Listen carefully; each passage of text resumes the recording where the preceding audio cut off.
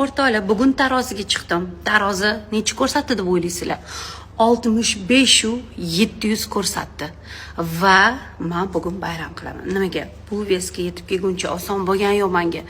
Yana 6 kilo tashlasam, undan keyin yana 5 kilo tashlasam, bo'lib yotayotganim oson bo'lmaydi-da. 11 kilo yana ves yo'qotishim kerak.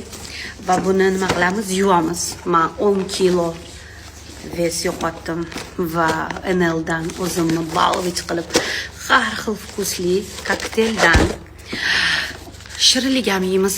Buni yesa semirmaydi va mana bunaqa o'zimga qo'shimcha mana shunaqa draylar, yangi sheykerlar, xullas bugun bayram 10 kilo vesim ketdi. Yana 11 kilo ves ketkazishim kerak. Buning uchun menga motivatsiya bo'ladi.